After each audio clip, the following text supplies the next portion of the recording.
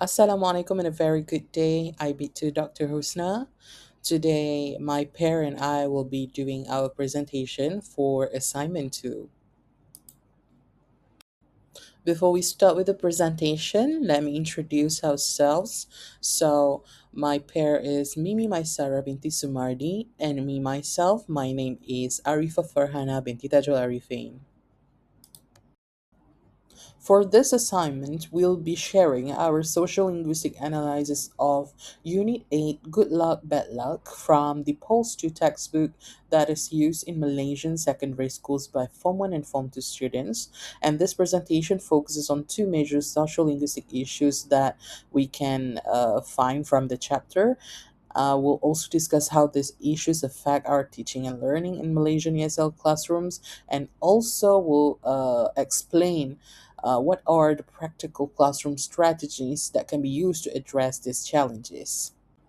This chapter combines several language learning components, including sports, competitions, and superstitions, alongside language elements such as verb of movement vocabulary and grammar involving present perfect and past simple tense. Beside language skills, this unit also include cultural components such as the British and Irish superstitions, listening activities about personal beliefs, and also writing tasks involving adjectives and informal email writing.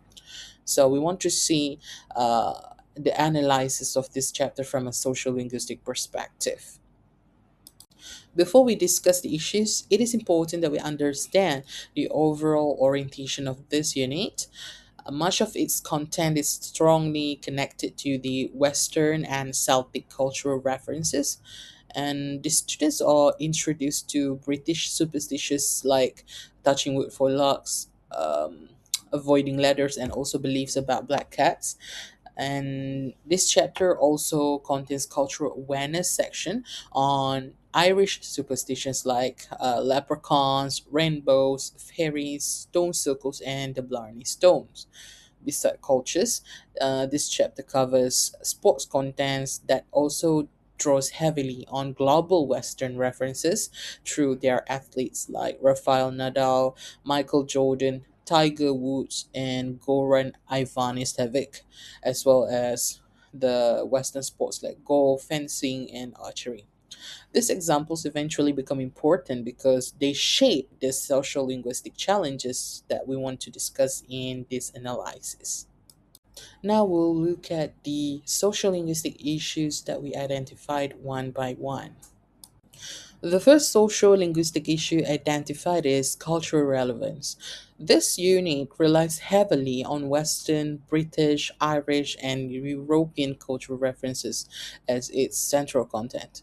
However, many Malaysian lower secondary schools, especially in rural or suburban areas, do not necessarily share these cultural backgrounds. For example, students encounter beliefs such as touching wood and also beliefs surrounding black cats. However, they may be familiar within Western societies. Many Malaysian learners, especially the Malay Muslim students, might find these beliefs quite foreign because local superstitions emerge very differently from their own traditions and meanings. And the cultural gap becomes even clearer in the Irish superstition section, where learners are exposed to the terms leprechauns, rainbow hiding ghosts, fairies, and also Celtic stone circles. To understand such foreign references often requires them to have prior knowledge to foreign cultures, and that is something that many students may not naturally acquire from their daily lives. And we have to know that their media consumption and educational experiences are also different. As a result, these students may struggle to connect with the text that's available in the textbook and may instead view the content as something boring or distant and irrelevant to them. So, another sociolinguistic issue that can be identified in Unit 8 of the Pulse 2 textbook is status differences, particularly in terms of student social background and level of exposure to English language as well as the Western media. So, this is actually because even so, the textbook is designed for Malaysian secondary students in general, but the activities and references included in this chapter seem to assume that students already possess a certain knowledge, experience as well as exposure that may not be equally accessible to all learners. So these, I would say, indirectly creates a gap between students from different education background, social class, as well as different environmental background. So this issue can clearly be observed in the reading and discussion activities that mentioned about international sports celebrities. For example, they mentioned about Michael Jordan or Tiger Woods. So the textbook appears to assume that students are familiar with these figures and their achievement, but students who come from urban backgrounds or those who frequently consume English media or Western sport channels, they may find these references easier to understand. But then, if we take into consideration students from suburban or rural areas, or maybe students with limited exposure to English contents or culture, they may struggle to relate to the content because these figures are not commonly discussed within their daily life.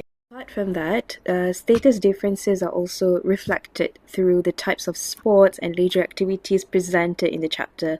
So, sports like golf, fencing, may not be, I would say, equally familiar or accessible to all students due to differences in socio-economic status and school facilities, meaning to say that not everyone have the exposure to these sports. So students who have greater exposure to these activities, maybe through social media, family backgrounds, or maybe extracurricular opportunities, they may find it easier to engage and understand the content.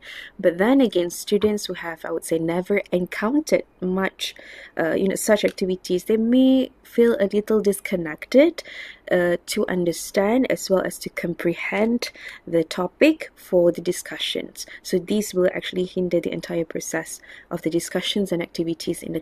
So, the chapter also include discussions on superstition, such as touching wood for good luck, or maybe avoiding walking under ladders, and belief about black cats. So, these examples actually reflect beliefs that are commonly accepted in Western countries, but not in Malaysia. So, students may interpret this belief differently based on their own cultural and religious background.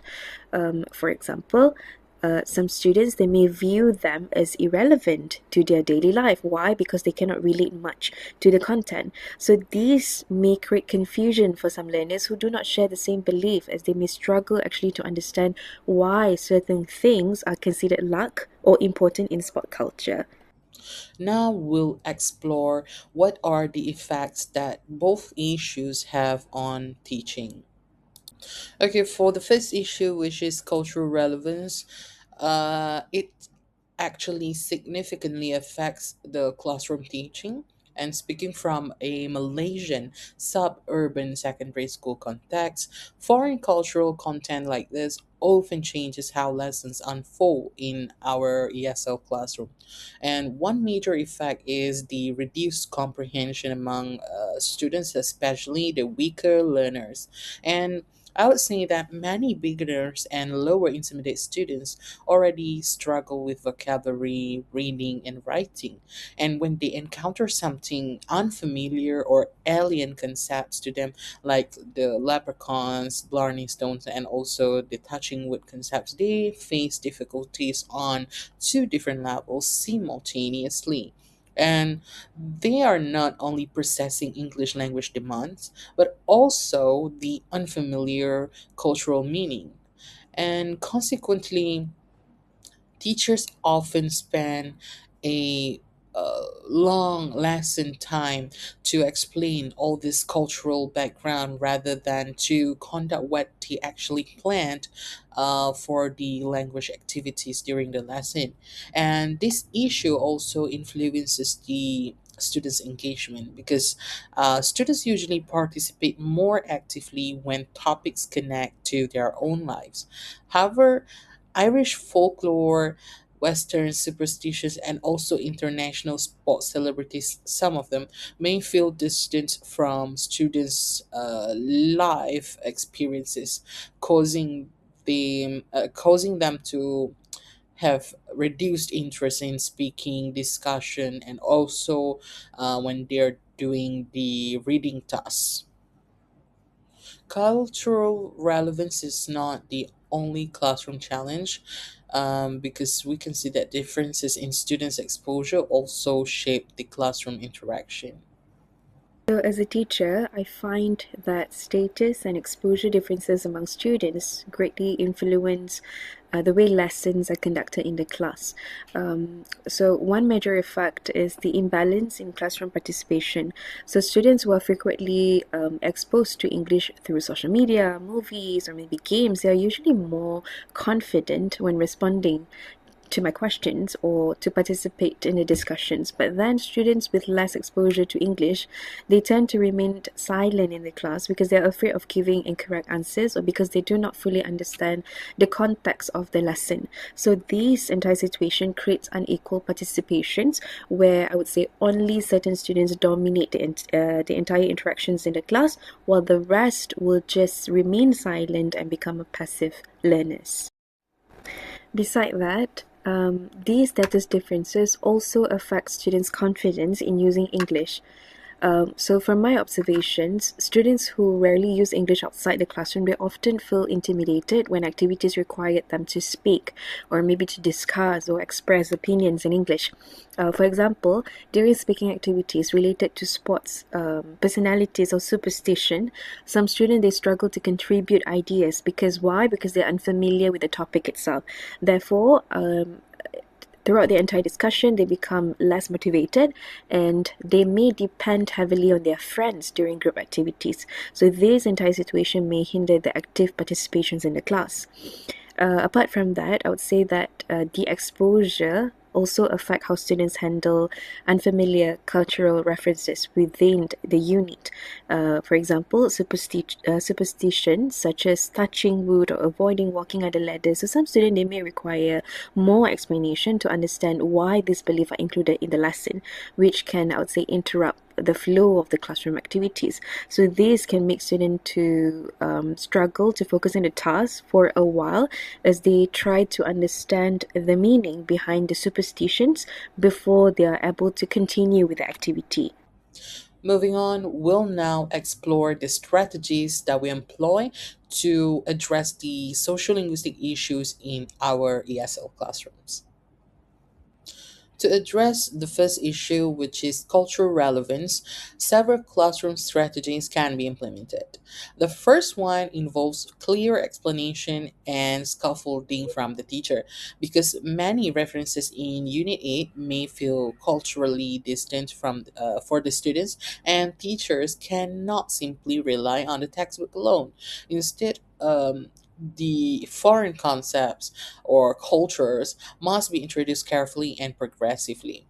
One of the approaches by using bilingual explanation. So, teachers may first explain concepts in English, but if needed, they can switch to Malay when the students need additional clarification or need to understand better. And this helps learners to understand both unfamiliar vocabulary and also to understand the cultural meanings simultaneously. Another important strategy for teachers to use is by using visual aids and multimedia scaffolding. Some of the multimedia um, tools that we use are canvas slides, pictures, GIFs, animations, or short YouTube clips and videos from TikToks, because these medias they can help make the abstract cultural concepts more concrete for the students. For example, when we want to introduce the leprechauns or the Borneo stones, uh, to the students, we have to help them to see what we are actually explaining about. So, teachers, we can show visuals to allow students to visualize what these references actually look like, and then only they can understand why such beliefs exist. Teachers can also support weaker learners by providing pre teaching vocabulary, conducting reading aloud activities, and also simplifying tasks based on student level. Besides explanation and multimedia support, localization also plays an important role to deal with the cultural relevance issue. Instead of removing completely foreign cultural content, teachers can actually connect it with the students' own cultural experiences. For example, when teachers are explaining about Western superstitions such as the touching wood concepts or a black cat, teachers can also introduce Malaysian examples that the students, most of them, already know. This may include beliefs such as not clipping nails at night, or not sitting on pillows, not singing in the kitchen if you don't want an old husband, and also beliefs related to luck or traditional rituals like mandi bunga. And then teachers can also incorporate examples from other Malaysian communities.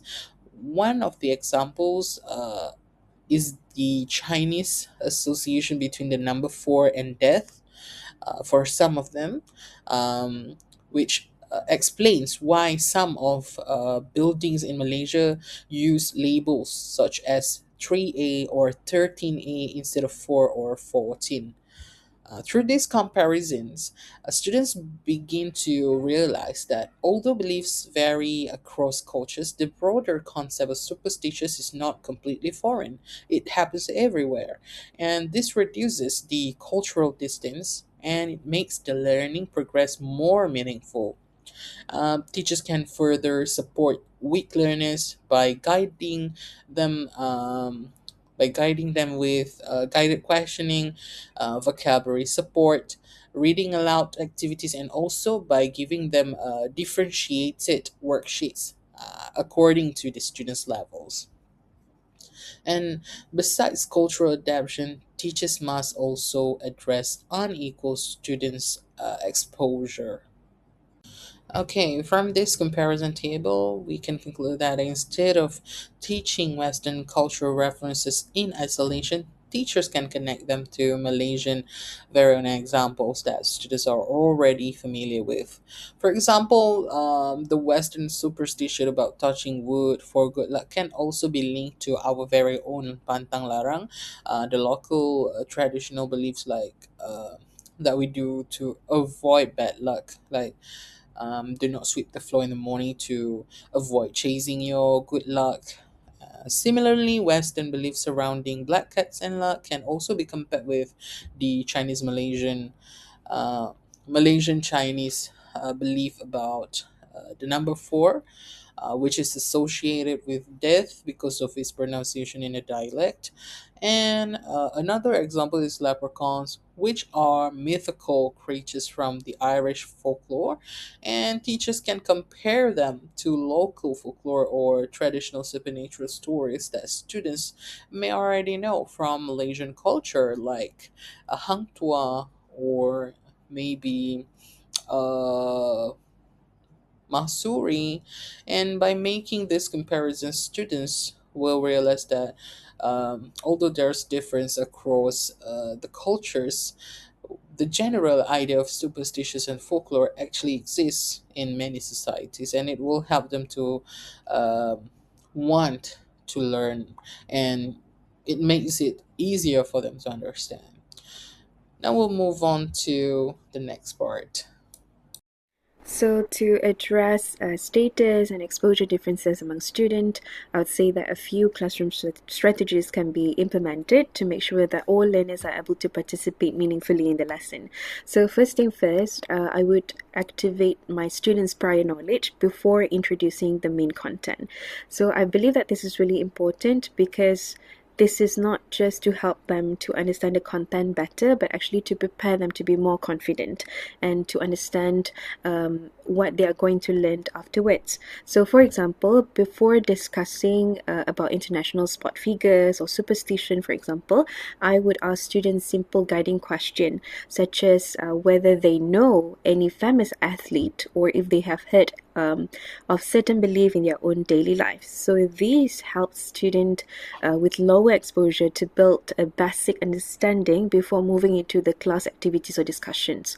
So I believe that it is very, very important for me to provide a short and simple background explanation instead of directly moving into the activities. So this will reduce confusions and also helps weaker students to follow the lesson smoothly. Apart from that, I would also use a method called cooperational learning in the class that focuses on peer support through mixed ability grouping. So I believe that group work is not only good for the students to be with their friends, but it's also a method to make them feel more confident as they actually mingle around and completing the task with their friends. So stronger students who are more exposed to English, they can help to explain ideas to their group members during the discussions. Apart from that, I feel that I would also assign simple roles to each student so that everyone is required to contribute, not only the more confident ones. So these, I would say, ensures that participation is more balanced within the group. And apart from that, I would also encourage more localized examples during the discussions. For example, when talking about sports, I believe I would allow students to mention Malaysian athlete or sports they are familiar with. And for example, if we're talking or discussing about superstition, I would invite students to share belief from their own culture or family background, or maybe I will use multimedia materials and interactive activities in my lesson to increase students' exposure to English in a more engaging way. So I believe that this whole entire strategies will make my lesson more relatable for them, and they will be able to connect that with the new information that they will gain from the textbook. In conclusion, the analysis of Unit 8 of the Pulse 2 textbook identifies two main social linguistic issues, which are cultural relevance and status exposure differences among students. So I would say that both issues that the textbook contain is largely shaped by global and Western contexts, which may not always fully align with students' local experiences and varying level of experience proficiency. Thus, these factors can actually influence students' understanding as well as their participations and confidence during the lessons. Therefore, I believe that it is important for teachers to adapt as well as support the materials to make sure that they can create more inclusive and effective learning for all students. That will be all from us. Thank you very much.